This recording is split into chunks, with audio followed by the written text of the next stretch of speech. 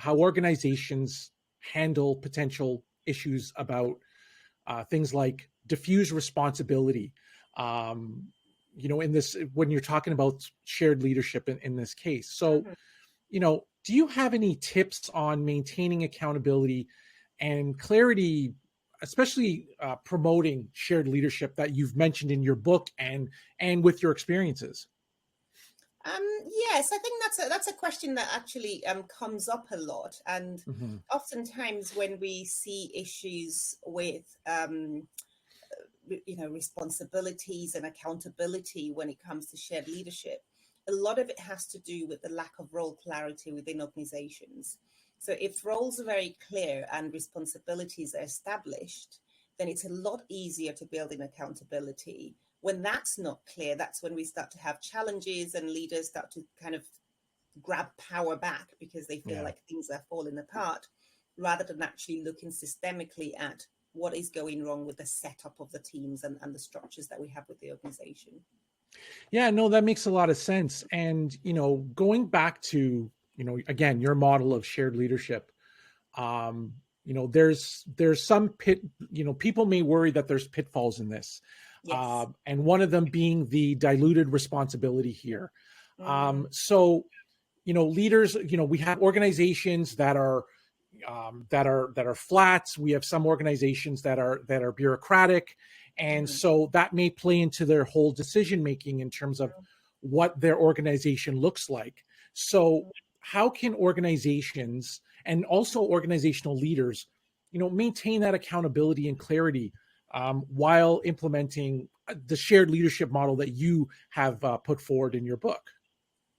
I think a lot of the work actually starts with the leaders themselves. Yeah. So oftentimes, and you will see this from the book, the first part of the book looks at self-leadership. Right. And that's because oftentimes when we start to question whether sharing is dangerous, let's call it dangerous as an example, it's because we've made up a lot of stuff about what it means to share leadership.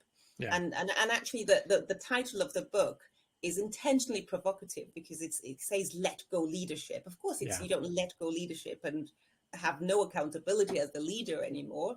The point of it is, how do you share power and actually harness the diversity in your teams to drive that high performance? And for you to be able to do that, you need to work on yourself first, to think about what are the things stopping me from sharing power, which could be the fear that things would fall apart. Right. Or it could be the fear that actually you become redundant in your role because people are doing so well. And that's very different for different leaders. But when we look collectively at organizations and look at what might be happening within systems that struggle with this form of leadership, oftentimes we find that it's because the structure and the foundation hasn't been laid solidly. And so when you talk about organizations that have a flat structure, wanting to move into this way of leadership, which is actually what you need in this very kind of volatile and complex world, they need to go back to basics, and they need to go back to actually what's our vision. Is the foundation and the way we do things around here still the way that we need to kind of progress? And actually all those nice things about how we've survived so far, is that what we need to get us to the next level? So sometimes there's a level of letting go of the past that needs to happen, and then taking the good bits of the past into the future. So that there's quite a lot of foundational work that leaders and organizations that are new to this completely have to do in order to set up effectively for the organizations to sustain this type of leadership. And of course, it involves the responsibilities and roles and clarity around structures and where does power sit, where does authority sit, who makes decisions. There's so many things that need to be considered. But actually, once you've got that going, then you really start to see the power and the beauty of diversity, because that's where you create room for creativity, innovation, and those don't become threats to your organization, but actually become the solid foundation that gets you to high performance that is sustainable. Yeah, no, and that makes a lot of sense, because we're trying to have that conversation about, breaking the mold, if you will, of how leadership has been defined. who holds power, who holds that power. Yes. And, and it's been traditionally, traditionally a Eurocentric, as they say, model of this responsibility. So one thing, and you know what, I just thought about this. You being Nigerian, you start to see that from indigenous cultures, the various cultures that sit within Africa, the cultures of collectivity, collective responsibility. Yes. That model fits perfectly in what you're trying to achieve, and that's something that we're trying to get at now. Because for instance, in Canada, we talk so much about indigenous culture and the circle, and that circle seems to be relevant in non-Eurocentric cultures. And even what you're displaying is exactly that. And that's where I find that people need to really focus on and hone in on, in how do you share that responsibility and listen to. It's not about listening to elders, it's learning. And even that whole reverse mentoring aspect is another area. Right. So yeah, I mean, that's something we can really think about. Yeah, there's a lot, and there's actually a lot here around community building and the need to build more communities. Yeah, it's a way of parenting in a lot of ways. I grew up in that environment where I would say I was raised by the village, and I have a very strong connection with various communities. And oftentimes in workplaces here, people are asking for more communities, but the way that the structures are set up within organizations are not really geared to teamwork and collaboration and sharing, because we've built systems in these societies where reward is given to individuals. So we talk about your pay rise, we have career discussions, one-to-one career conversations, we talk about your individual bonuses. Oftentimes we talk about putting you on a performance improvement plan. So the whole module looks at individuals, and yet we complain about the lack of teamwork or the need for more teamwork and collaboration. But the systems that we operate are not set up to reward teamwork.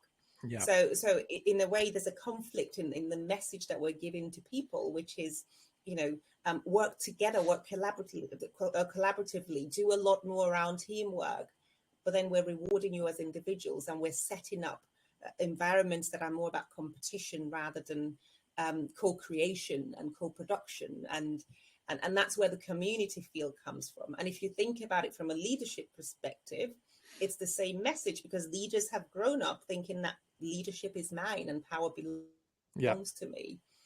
And if we can get our systems and our leadership teams and our kind of organizations to start to think about, yes, decision making, there has to be clarity around decision making. Yes, we need to know where authority lies in terms of sign off. Yes, we need to be very clear around boundaries, but actually there's so much space for co-creation, for shared leadership, and it's very few places that you really need to have those firm, I'm the person calling the shots here, and you don't lose that, which is often the fear, when you start sharing leadership. So they coexist. It's a case of knowing when one is needed. If I give you an example, I did a lot of work with clinicians and doctors during COVID period, and that was quite a trying time for a lot of them. But actually, in those moments where lots of decisions had to be made, a lot of the leaders just needed to step up and say, this is what we're doing, right? It wasn't the time to go out and seek ideas or get people, working together all the time. There are times where you need to make very quick decisions, and we need to know who's kind of wearing the leadership hat in those cases. So that still remains. If you're on a flight and there's a crash, we still know that the pilot's leading this, and or the captain, or whatever it might be in any structure. So those defined roles are still very important, but actually it's when is the right time to employ shared leadership, and oftentimes it's more often than not. So we've just got to switch that a little bit when it comes to educating leaders. Yeah, no, that makes a lot of sense. And I mean, I'm glad that we've had that part of the conversation, especially, although it didn't really come out in the book, you and I Mm-hmm. fully understand what this is all about. And, if people have that mindset, and, as much as we talk about learning and unlearning different cultures, different systems, etc., I think that this all plays out and it plays together. And, and I want Yeah. to, and I definitely want to conclude our conversation here in terms of, what's from your book. What are your key takeaways that listeners and those watching can learn about what you do, and about the book, and for them towards their journey in becoming inclusive leaders? One of the biggest takeaways from my book is that it's actually about self-care for leaders. So Mm-hmm. I hold a lot of compassion for leaders. I think that um, we don't, or organizations don't do enough to take care of leaders, or to understand the needs that leaders have, because there's imposter syndrome, because everyone's showing that they're doing brilliantly and everyone's trying to keep up with the Joneses. And actually, Yeah. there's quite a vulnerable part of leadership, especially when it comes to diversity and when it comes to inclusion, that we don't give enough attention to. And it's not easy being a leader. Mm-hmm. So, one of the key things I really wanted to get from the book was to not share leadership means to not take care of yourself, Yeah. right? And so it's sharing leadership is such a crucial part of self-care. And more than ever, because of the pressures that leaders have, there's such a need for leaders to take care of themselves, and for Mm-hmm. organizations to take care of their leaders. So again, it goes back to that first part of the book being about self-leadership. It's exploring, actually, taking time to explore what's going on for me as a leader. What are the values that drive me? What are the why do I not share? Why is this idea of sharing so scary for me? Yeah. And that's where you start to uncover the imposter syndrome, or you uncover how people are socialized to view leadership, or you uncover how what people's experiences of leadership is, which is all they know, which Mm-hmm. would be the leaders from the past, or the traditional leaders. So if we look at leaders from a place of compassion there, then we can start to understand what they need to be able to lay their own individual foundations before they're able to share. Oftentimes we miss that part and just look at, you've got to share leadership and you've got to kind of be inclusive and you've got to do XYZ. But actually, we're not looking at that vulnerable side of leadership that says, no one's taught me how to do this. I don't know Yeah. how to do this. And I have years around doing this. And if I share leadership, what happens to me? So I think the key takeaway for me is actually for leaders is a gift for leaders to be Yeah. able to kind of take that moment. There are lots of nuggets of reflections for reflection. There are lots of activities in the book and questions for people to help them think about what they could do differently, and also stories about what leaders have done differently to be able to make that shift. So that is really, that first part is taking care of the leader. Yeah. The sharing piece then looks at, how do I involve people in figuring out how do I share? And that Mm-hmm. also needs your people. And the third part of the book looks at sustaining leadership, because we need to look beyond ourselves. We need to look at middle managers. We need to look at, what does it look like to leave this job behind? Because if I can't have my own vision for the future, it would be very hard for me to let go, because letting Yeah. go becomes a threat. Who am I without my leadership? So that's why it's written in those three parts of self-leadership, share leadership, and sustain leadership, because it's a journey. Yeah. And it's never complete, as you well know. We're all always learning. And Yeah. I often say to people, the minute you say I am an inclusive leader is the minute you stop being inclusive, because you've stopped asking questions. Yeah. You're always learning, you're always unlearning and relearning, right? And I think that's the most Yes, critical part. absolutely. And definitely, Absolutely.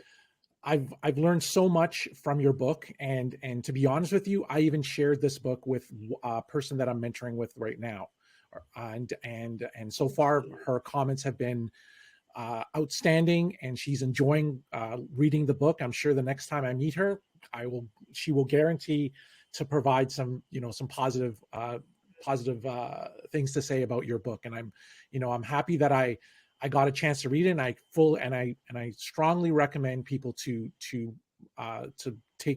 actually read your book, and I thank you for writing that book from your heart, and that's what I took from that book itself. So I want to thank you for that, and like I said, I'm, for lack of a better term, sharing what you're saying, right? So definitely that's Thank you. Yeah, no problem. And so thank you very much. no problem. And so I guess I want to wrap up by my usual question to everyone else, and when I conclude is, Obi, what is the book or song that that's been playing on repeat for you that you find inspiring or thought-provoking, and why? So my one of my favorite artists is Tina Turner. And my girls keep complaining that I play her music all the time in the car. They sing along, actually. They don't really complain. But it's not very it's not one of the new ones that teenagers are listening to nowadays. Let's say that.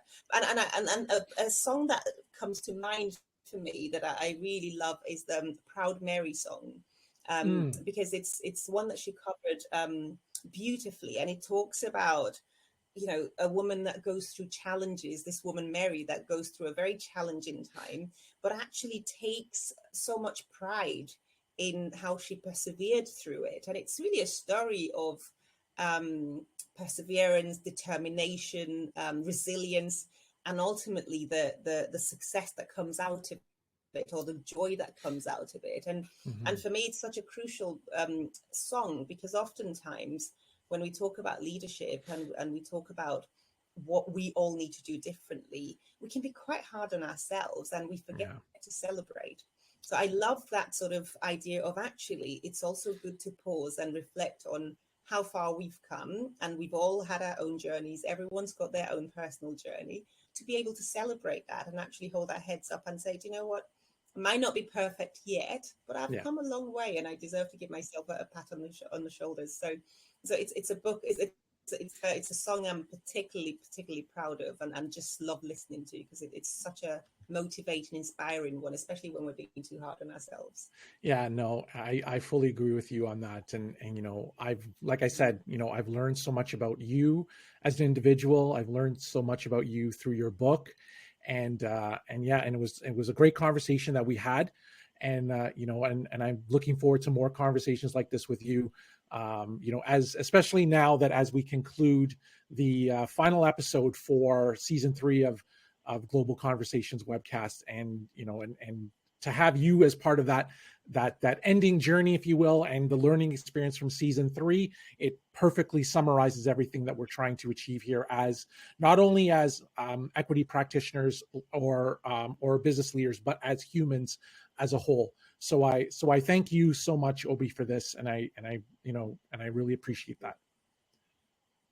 And I just want to acknowledge you too, Andre. I think you know the work that you're doing in the world is amazing. We're all working together for the same mission. We're all on the same path, doing things in different ways, but in a lot of ways we're all just wanting the same things. And I know you do the work you do so beautifully, and as you know, I'm a huge fan of your work, and I love the collaboration, and I know that there'll be more to come.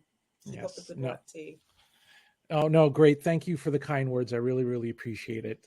So that concludes another episode of Global Conversations. And Obi, one last thing, how can people reach you?